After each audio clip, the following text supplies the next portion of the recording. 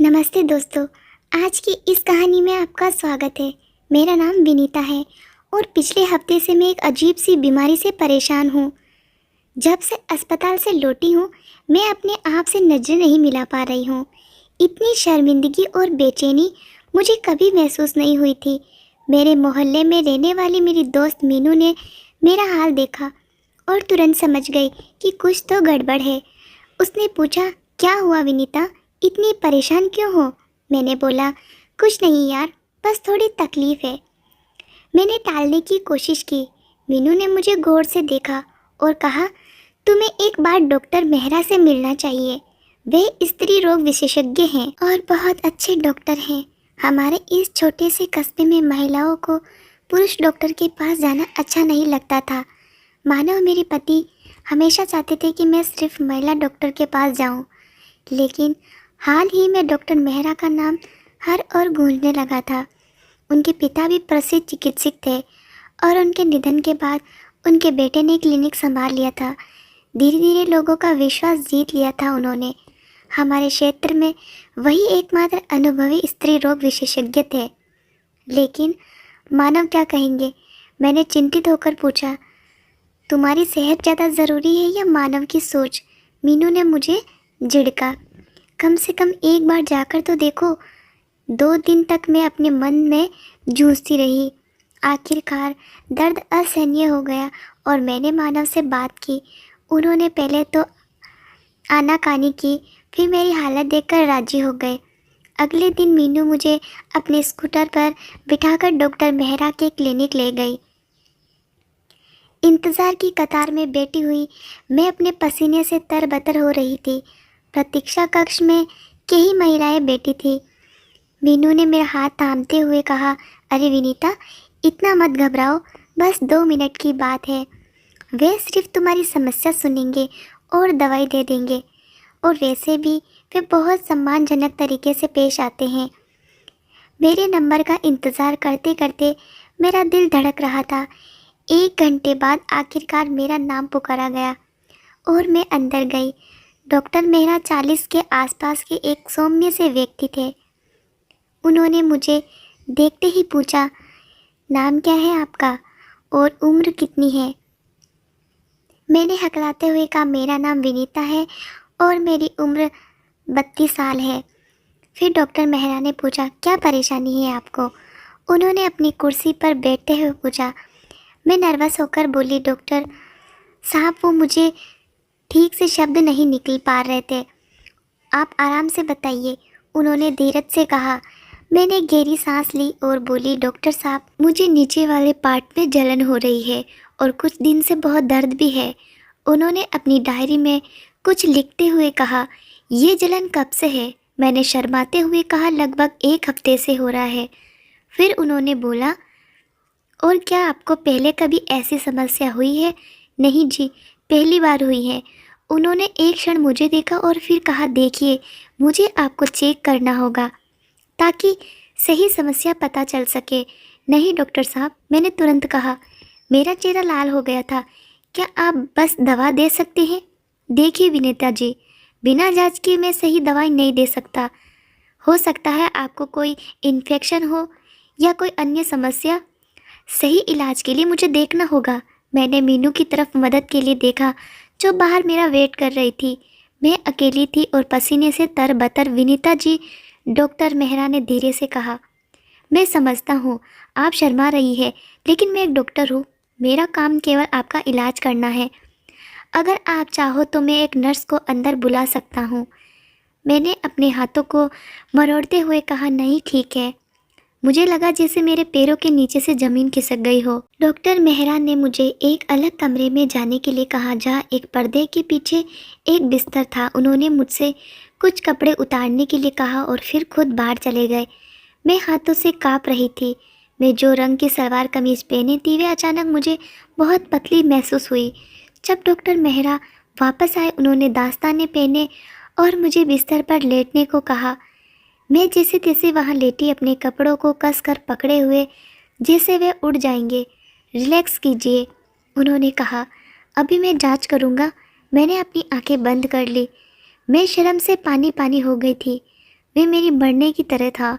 जब पहली बार किसी पुरुष ने मुझे इस तरह से देखा था, लेकिन वे मानव था, मेरे पति।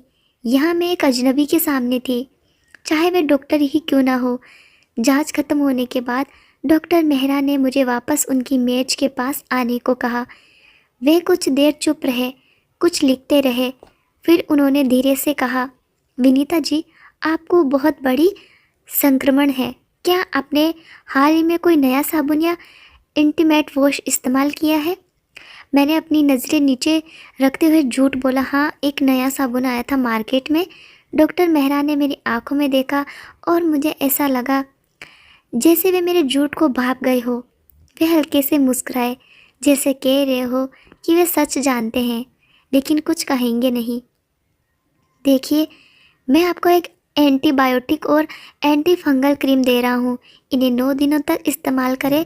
और हाँ, उन्होंने अपनी आवाज़ थोड़ी धीमे करते हुए कहा, इस दौरान पति के साथ शारीरिक संबंध से बचें। इन्फेक्शन गंभीर है और फैल सकता है।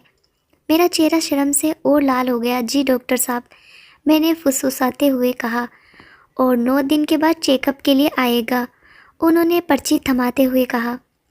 मैं वहाँ से निकलकर मीनू के पास आई, जो अभी भी मेरा इंतज़ार कर रही थी।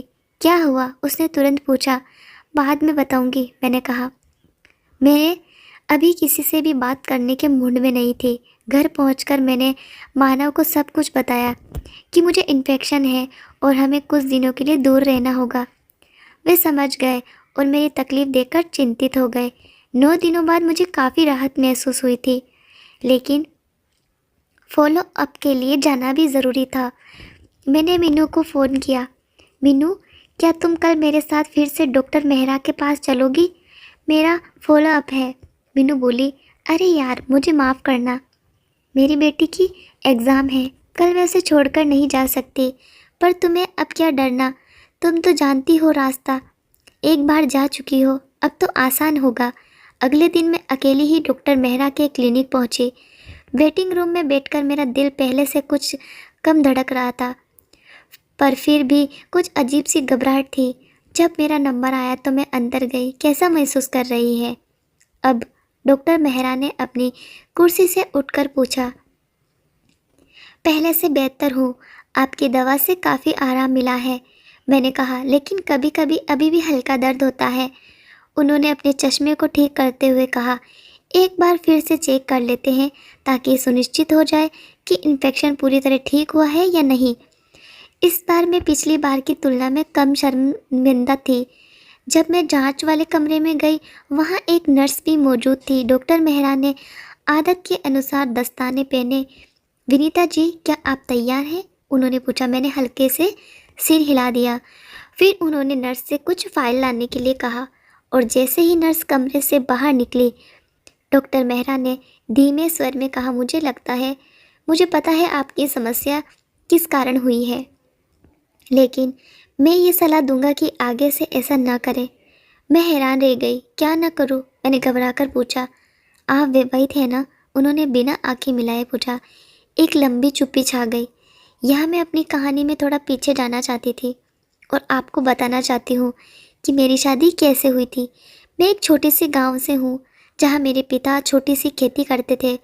मुझे पढ़ना बहुत पसंद था, लेकिन 16 साल की उम्र में ही करवा दी। मेरी शादी मानव से करवा दी, जो शहर में एक छोटी सी किराने की दुकान चलाता था। शादी के बाद मैं अपने गांव से इस कस्बे में आ गई। शादी में समय मुझे पति के बारे में बहुत कम जानकारी थी। मेरी माँ ने बस इतना ही कहा था कि जो पति कहे वही करना। मुझे यह भी नहीं पता था कि क्या सामान्य है और क्या नहीं। ये यहाँ आने के बाद मेरी मीनू से दोस्ती हुई। वह मुझसे 5 साल बड़ी थी और शहर में पली बड़ी थी। एक दिन जब मैं रो रही थी, उसने मुझसे पूछा, क्या बात है? मैंने शर्माते हुए बताया कि मानव मेरे साथ बहुत जल्दी जल्दी काम निपटा लेते हैं और मुझे कुछ महसूस नहीं होता। मीनू ने हंसकर कहा, अरे ये तो आम बात है, कई मर्द ऐसे होते हैं। फिर उसने मुझे अपने लैपटॉप पर कुछ वीडियोस दिखाए जो महिलाओं के लिए थे। मैं चौंक गई। मैंने कभी ऐसा नहीं देखा था। क्या सभी इतना लंबा चलता है? मैंने अविश्वास से पूछा। मीनू ने हंसकर कहा, लगता है तुम्हारे मानव तुरंत मेल सेवा देते हैं। इसके बाद मीनू ने मुझे बहुत कुछ सिखाया कि एक औरत को भी अपने आनंद का अधिकार है, कि शादी में दोनों का सुख महत्वपूर्ण है। धीरे धीरे मुझे समझ में आया कि कितना कुछ मिस कर रही थी। मानव बस अपना काम खत्म करके सो जाता था, मैं जागती रह जाती। एक दिन मीनू ने मुझे एक बुक दी जिसमें औरतों के बारे में लिखा था। उसमें बताया गया था कि जब पति से वे सुख न मिले तो औरतें कैसे खुद को संतुष्ट करती है। मुझे इससे एक नई दुनिया का पता चला। मीनू ने मुझे इंटरनेट पर ऐसी वेबसाइट भी दिखाई जहां महिलाओं के लिए कुछ खास सामान बिकते थे। शुरू में मुझे अजीब लगा, पर धीरे धीरे मुझे समझ आया कि वे सब बहुत आम है। फिर जब मानव काम पर होते या रात को जल्दी सो जाते तो मैं उन तारीखों से खुद को संतुष्ट करने लगी। लेकिन अनुभव की कमी और जल्दबाजी में मैंने ऐसे उपकरण का उपयोग किया जिससे मुझे चोट लग गई, और यही वही संक्रमण है बन गया जिसके लिए मैं डॉक्टर मेहरा के पास गई थी। और अब डॉक्टर मेहरा ने मेरी आंखों में देखकर सब समझ लिया था। विनीता जी, उन्होंने धीरे से कहा, ऐसी चीज़ों का उपयोग करते समय सावधानी बरतनी चाहिए, इन्फेक्शन गंभीर हो सकता है। मैंने शर्म से सिर झुकाकर कहा, डॉक्टर सच बताऊं तो मैं बहुत परेशान हूँ। डॉक्टर मेहरा ने अपना चश्मा उतारते हुए कहा, मुझे विवरण नहीं सुनना है, मैं समझ सकता हूँ कि आप विवाहित हैं और शायद आपको वे संतुष्टि नहीं मिल रही है जो मिलनी चाहिए। मेरा चेहरा लाल हो गया, लेकिन डॉक्टर की समझदारी ने मुझे हिम्मत दी। हाँ, बिल्कुल यही बात है। मैंने कहा, क्या कोई उपाय है, मैं भी दूसरी औरतों की तरह अपने पति के साथ खुशहाल जीवन जी सकती हूँ? डॉक्टर मेहरा ने कुछ पल सोचा और फिर कहा, देखिए, ईश्वर सब ठीक करेगा। मैं आपको एक चिकित्सक का कार्ड देता हूँ, आप अपने पति को उनके पास ले जाइए और आप 1 हफ्ते के बाद फिर से मेरे पास आइएगा। क्या फिर से आना होगा? मैंने पूछा। हाँ, एक अंतिम जांच के लिए, अभी भी थोड़ा इन्फेक्शन बाकी है। अगली बार मैं आपको एक बेहतर दवा दूंगा। मैं दवा लेकर घर आ गई और डॉक्टर की सलाह पर अमल करना शुरू कर दिया। लेकिन उस दिन से मुझे एक अजीब सी बेचैनी महसूस होने लगी।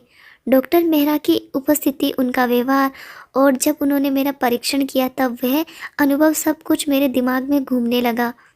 मैं जानती थी कि वे एक डॉक्टर है, एक पेशेवर, लेकिन वे भी तो एक इंसान है, उन्हें भी तो भावनाएं होती होगी ना। उनकी हल्की सी मुस्कान, उनकी आंखें, उनकी आवाज़, मैं चाहकर भी उन्हें अपने दिमाग से नहीं निकाल रही थी। घर आने के अगले दिन मैंने मीनू से कहा, मीनू, वो डॉक्टर मेरे दिमाग से निकल नहीं रहे। और जब उन्होंने मुझे चेक किया तो मैं अपनी बात पूरी नहीं कर सकी। मीनू ने मेरी बात सुनकर पहले तो हंसी, फिर आंखें चमक उठी। अरे वाह, मामला तो रोचक है। क्या मतलब? मैंने शर्माते हुए पूछा। कुछ नहीं, उसने मुस्कुराते हुए कहा और अपने फ़ोन से एक वीडियो शेयर की। इसे देख लेना, शायद कुछ मदद मिले। मीनू के जाने के बाद मैंने वे वीडियो देखी। उसमें एक औरत अपने पति के साथ होते हुए भी किसी और व्यक्ति की कल्पना कर रही थी। ये देखकर मेरे मन में भी कुछ ऐसे ही विचार उभरने लगे। उसके बाद जब भी मानव मेरे पास आते, मैं आंखें बंद करके कल्पना करने लगती कि वह मानव नहीं बल्कि डॉक्टर मेहरा है। ऐसे ही मैं अगले 1 हफ्ते तक कल्पनाओं में खोई रही। अंतिम और तीसरी चेकअप का दिन आ गया। मीनू, जो ऐसे मामलों में मेरी मार्गदर्शक थी, मेरे घर आई और बोली, विनीता, इस बार तुम साधारण तरीके से नहीं जाओगे, आज तो एकदम खास तैयारी करनी है। क्या मतलब? मैंने अनजान बनते हुए पूछा। मीनू ने अपनी बैग से एक छोटी सी शीशी निकाली। देखो, ये लंदन से मंगवाया हुआ इत्र है। इसकी महक ऐसी है कि कोई भी पुरुष अपना आकर्षण छिपा नहीं पाएगा। मैंने हैरानी से उस बोतल को देखा, पर मैं तो बस चेकअप के लिए जा रही हूँ। ओह, अभी भी नासमझ बनी हुई हो? मीनू ने मुस्कुराते हुए कहा। पहले एक अच्छा सा मेकअप करो, फिर इसे अपने शरीर के विशेष अंगों पर लगाओ। तुम्हारी जो दिन रात याद सता रही है, उसे भी तो तुम्हारी महक का एहसास होना चाहिए। पर वो एक डॉक्टर है, मैंने कमज़ोर आवाज़ में कहा। और तुम एक औरत, मीनू ने मेरी आंखों में देखते हुए कहा। क्या ये नहीं देखा तुमने कि उनकी नज़रें तुम्हें कैसे निहारती है? पेशेवर होने का मतलब ये नहीं कि वो पत्थर के बने हैं। मेरे अंदर कुछ हलचल सी हुई। मैंने मीनू की सलाह मान ली और गुलाब जल से स्नान कर वह विशेष इत्र अपने पूरे शरीर पर, विशेषकर उन जगहों पर लगाया जहां मीनू ने बताया था। क्लिनिक पहुंचकर मैं अच्छे से सज धज कर गई थी। एक ब्लू रंग की साड़ी पहनी थी जो मैंने शादी के बाद किसी विशेष अवसर पर पहनी थी। मेरे बालों में गजरा था और मैंने हल्का सा मेकअप भी किया था। वेटिंग रूम में बैठकर मुझे अपने दिल की धड़कनें साफ सुनाई दे रही थी। इस बार मैं डर से नहीं बल्कि उत्सुकता से बेचैन थी। हर बार जब नर्स किसी मरीज को बुलाती मेरा दिल धक से हो जाता। आखिरकार मेरा नंबर आया। मैं डॉक्टर मेहरा के कक्ष में प्रवेश की। मुझे देखते ही उनकी आंखों में एक चमक आई जो मैंने पहले कभी नहीं देखी। विनीता जी, कैसा महसूस कर रही हैं आप? उन्होंने अपनी कुर्सी से उठते हुए पूछा। आपकी दवाओं का चमत्कार है डॉक्टर, मैंने मुस्कुराते हुए कहा। अब मैं बिल्कुल ठीक हूँ। फिर भी उन्होंने अपनी आवाज़ में थोड़ी गहराई लाते हुए कहा, एक अंतिम जांच करना ज़रूरी है ताकि सुनिश्चित हो जाए कि संक्रमण पूरी तरह ठीक हो गया है। मैं जांच वाले कमरे में गई। इस बार आज़ाद महसूस कर रही थी, जैसे मैं नई विनीता बन गई हूँ। डॉक्टर मेहरा ने अपने दास्ताने पहने और मुझे जांच बिस्तर पर लेटने को कहा। मैंने अपनी साड़ी का पल्लू ढीला किया और लेट गई। मीनू की दी हुई इत्र की महक पूरे कमरे में फैल गई थी। मैं खुद भी इसके प्रभाव में आ गई थी। डॉक्टर मेहरा ने जांच शुरू की, लेकिन इस बार उनके हाथों में कपकपी थी जो मैंने महसूस की। वह भी इस महक से प्रभाव हो गए थे। जब उन्होंने मुझे छुआ तो मैंने अपनी आंखें बंद कर ली और सांस रोक ली। मेरी कल्पनाएं जागृत हो उठी। इस बार कोई दर्द नहीं था, सिर्फ एक अजीब सा सुखद एहसास। जांच खत्म होने के बाद मैं अपनी आंखें बंद किए लेटी रही, जैसे किसी सपने में खोई हुई हूँ। विनीता जी, डॉक्टर मेहरा की आवाज़ ने मुझे वापस वास्तविकता में लाया। जांच पूरी हो गई है, आप उठ सकती है। मैंने आंखें खोली और देखा कि वे मुझे एक अजीब सी नज़र से देख रहे हैं। उनकी आंखों में कुछ ऐसा था जो मैंने मानव की आंखों में कभी नहीं देखा। एक अनकही इच्छा, एक दबी हुई भूख। जब मैं अपने ठीक कर रही थी कपड़े तो मेरी नज़र क्षण भर के लिए उनके शरीर पर पड़ी और मैंने कुछ ऐसा देखा जिसने मेरे शरीर में एक अजीब सी सरहन पैदा कर दी। मानव के मुकाबले डॉक्टर मेहरा का आकार कहीं अधिक प्रभावशाली था। यहाँ तक कि कपड़ों के भीतर से भी घर लौटी, लेकिन मेरे दिमाग में केवल डॉक्टर मेहरा का ही ख्याल था। मैंने मीनू को सब कुछ बताया और हमने एक योजना बनाई। मीनू ने अपने फ़ोन से डॉक्टर मेहरा का निजी मोबाइल नंबर हासिल किया। उसकी सहेली क्लिनिक में काम करती थी। मैंने एक अनजान नंबर से उन्हें मैसेज किया, आपकी परवाह करने वाली कोई, जैसा कि मीनू ने अनुमान लगाया था। डॉक्टर ने तुरंत जवाब दिया, कौन है आप? हमने कुछ मैसेज आगे पीछे किए और आखिरकार मैंने अपनी पहचान बताई। मैं विनीता हूँ, आपकी वही पेशेंट जिसका इलाज आपने किया था। विनीता, उनका जवाब आया, मैं तो बस आपके बारे में ही सोच रहा था। पिछले कुछ दिनों से मेरे दिमाग से निकल ही नहीं रही है आप। सच में, मैंने लिखा। मेरा दिल धक धक करने लगा। हाँ, जब मुझे पता चला कि आपके पति आपको वह खुशी नहीं दे पा रहे हैं जो आपका अधिकार है, तब से मैं बेचैन हूँ। उनका मैसेज पढ़कर मुझे समझ में आया कि डॉक्टर मेहरा की सभ्य और पेशेवर छवि के पीछे एक पूरी तरह अलग व्यक्तित्व छिपा है। अब मैं समझ गई थी कि मानव में क्या कमी थी और दुनिया में कितने अलग प्रकार के पुरुष हैं। डॉक्टर मेहरा ने मुझसे मिलने की इच्छा जताई। मैंने उन्हें अपनी एक शर्त बताई, हम सिर्फ क्लिनिक में मिलेंगे, चेकअप के बहाने। मैं एक विवाहित महिला थी और मैं अपनी प्रतिष्ठा जोखिम में नहीं डाल सकती थी। अगले दिन मैं फिर से चेकअप के बहाने क्लिनिक गई।